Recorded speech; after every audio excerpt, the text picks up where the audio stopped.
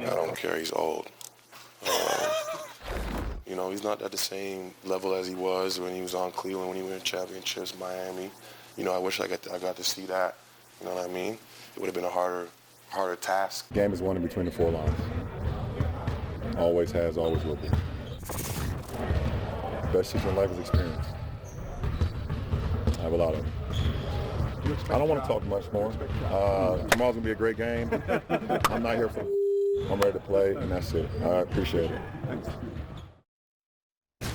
So that is how LeBron chose to handle that. There's Wilbon. Stephen A., we'll start with you. How about LeBron's response? Well, I don't care how he verbally responds.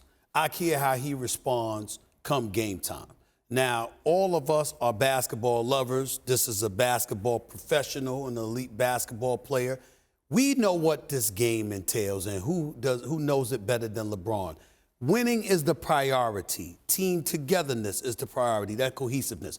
But there is nothing wrong with squeezing in a few moments where you bust somebody's living you-know-what to remind them just who the hell you are. And this is one of those moments that call for it, okay? We know that Dillon Brooks isn't the player that LeBron James is. We know it's tactical. You're trying to get in his head, trying to bait him. We get all of that. No, you don't fall for that. But when you sit up there and talk about a brother that's 38 years of age, going on 39, his 20th season in the league, in better shape, still one of the elite players in his game, on the Mount Rushmore or all of basketball, and you are chirping about him, he needs to bust your living you-know-what. When you want him, give me the ball. Outside, inside, open court, free throw line, whatever it takes. There's moments, that's all I'm saying about Wilbon and Jalen. There's just moments. I'm not talking about the whole game, disrupting the offensive scheme, but there are moments where you should bust his living you-know-what. Every sporting event has something in common, a favorite and an underdog.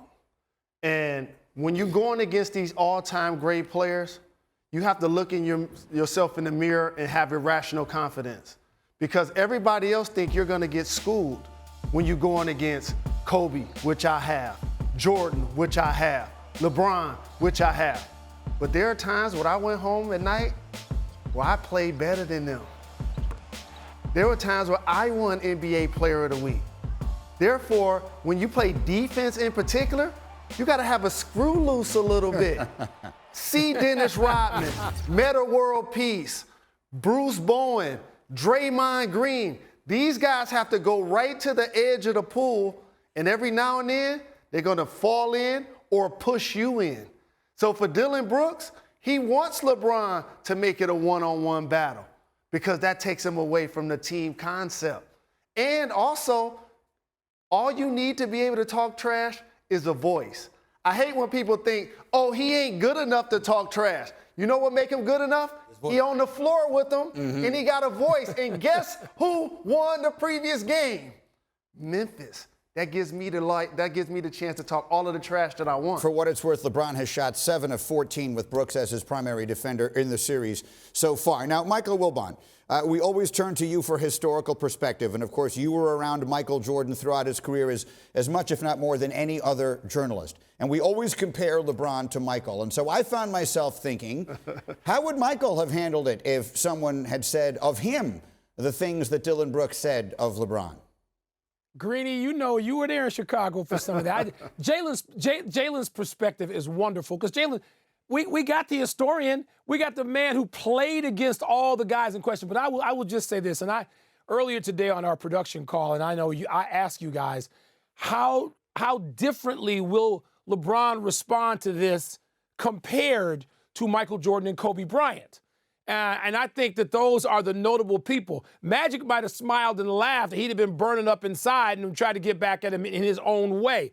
And I was asking you guys, and particularly Jalen, does this burn LeBron personally the way it would have Michael and Kobe? Look, there were times, I remember Greeny walking into old Chicago State, walking in the United Center and having to write for the Washington Post then about another player who had talked a little trash to Michael.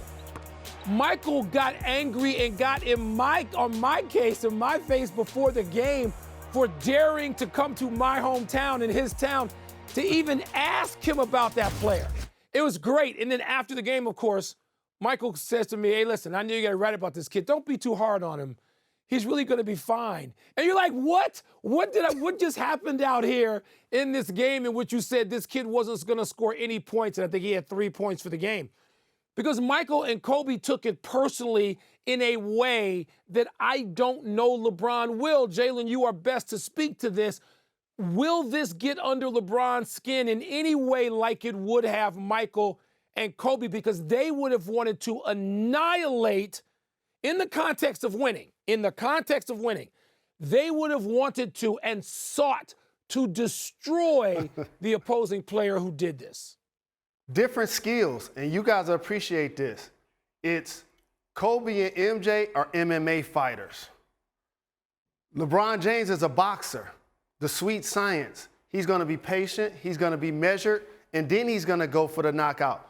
He's going to try to knock Dillon Brooks out in his own way, but he's not going to lose his discipline in trying to do it. But I definitely agree with Wilbon. It's going to be a different approach. We will have them tomorrow night on ESPN. I'm saying it needs to be a different approach because we're talking, again, I'm not questioning both of y'all from an historical perspective. I'm not questioning anything that y'all saying. All I'm trying to say is I've been around the game for a few years myself. Let me tell on myself, it's 30 plus, okay? I know a thing or two about this game, and I'm here to tell you something right now. Every now and again, in the context of winning, you have to remind somebody just who they're dealing with, because what you don't want to do is give them life by adding credence to what they're saying because of the people that you galvanize around you. Because even though LeBron is going to be of that ilk, what about them young bucks that don't know any better, that's there as you're wearing your same uniform, that look up to you? You think no one is going to sit up there and go like this? You just going to let them say something like that about you? You ain't got nothing to do about that. They know how great LeBron is. Thank you for watching ESPN on YouTube. For live streaming sports and premium content, subscribe to ESPN+.